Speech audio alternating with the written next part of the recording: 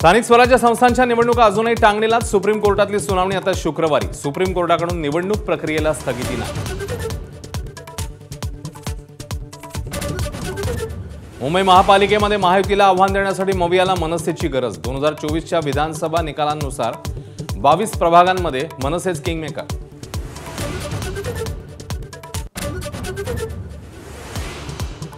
अयोध्येतल्या राम मंदिरात दिमाखात फडकला धर्मध्वज. अयोध्येसह संपूर्ण देशभरात जल्लोषाचं वातावरण. पंतप्रधानांच्या हस्ते विधिवत पूजन.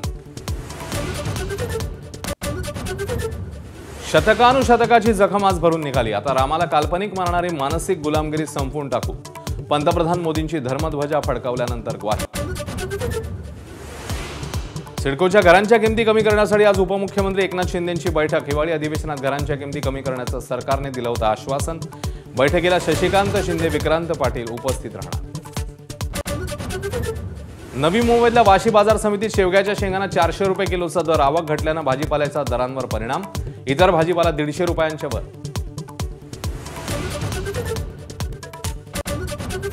भारतीय पासपोर्टवरून अरुणाचल प्रदेशातील महिला प्रवाशांची शांघाय विमानतळावर अडवणूक. चीनी इमिग्रेशन अधिकाऱ्यांकडून अपमानास्पद वागणूक. भारताने नोंदवला तीव्र निषेध.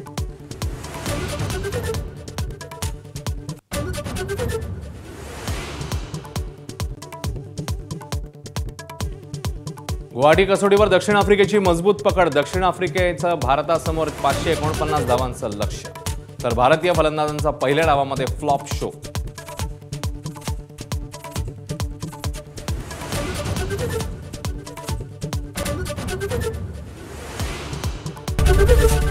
एबीपी माझा, उघडा डोळे बघा नीट.